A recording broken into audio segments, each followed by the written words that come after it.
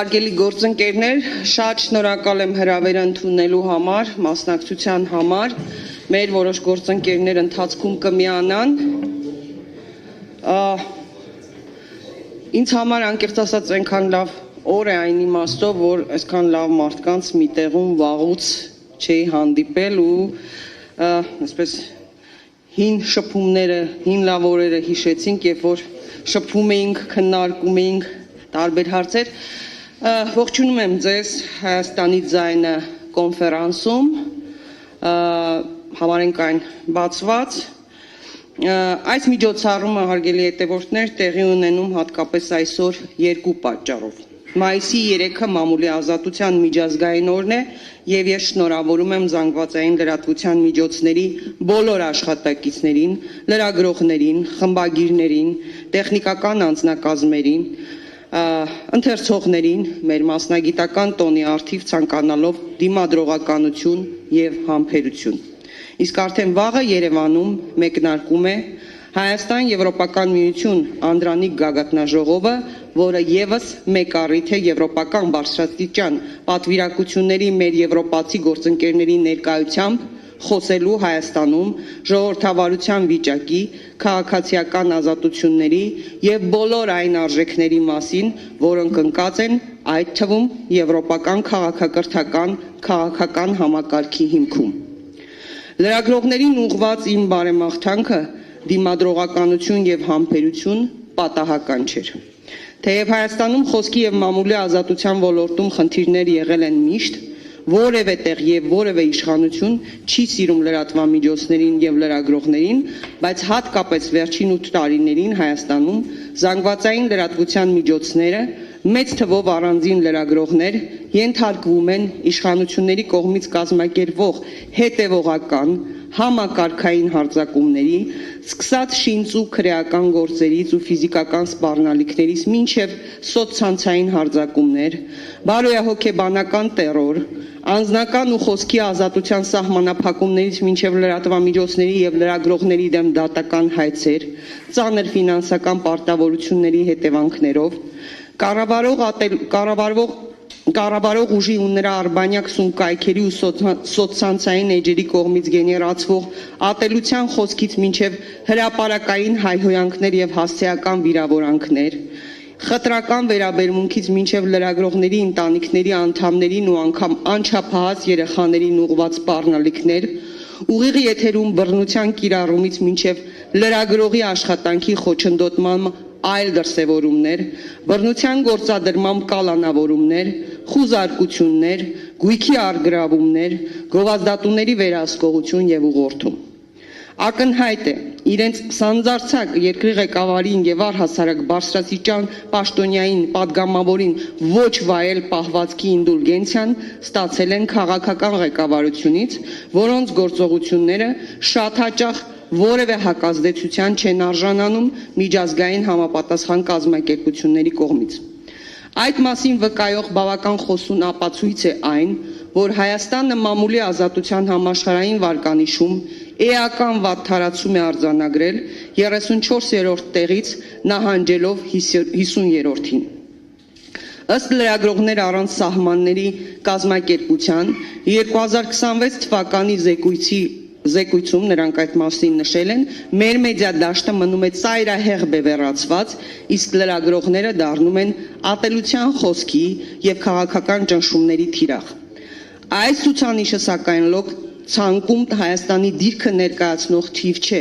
Դրա հետևում լրատվամիջոցների ու լրագրողների դեմ հաշվեհարդարների տասնյակ փաստեր են, մեր գործընկերների դեմ հարուցված քրեական գործեր, դատավարություններ, ֆիզիկական բռնության սպառնալիքներ։ Միայն 2025 թվականի ընթացքում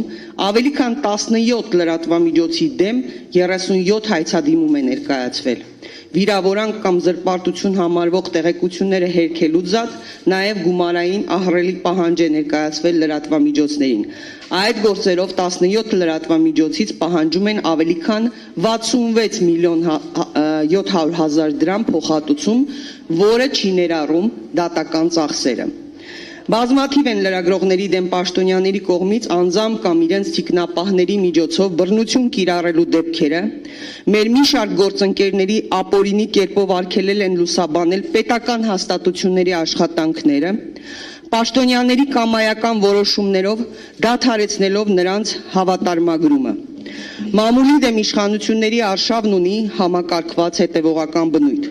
Այս դեպքերը պետական մակարդակով զանգվածային լրատվամիջոցների դեմ վարվող քաղաքականության առանձին դրսևորումներ են։ Խոսքի եւ մամուլի ազատության դեմ այս հետևողական արշավի պատճառները բնականաբար քաղաքական են։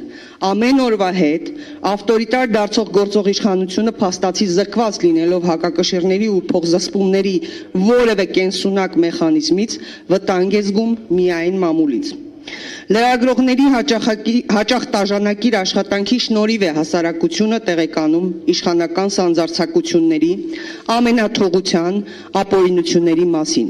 Հակակշիռների ու զսպումների մյուս ենթահամակարգերի գրեթե զրոյական դերակատարության պայմաններում մամուլը մնացել է իշխանության ապօրինի եւ հակաժողովրդավարական բնույթի դեմ պայքարող միակ ինստիտուտը։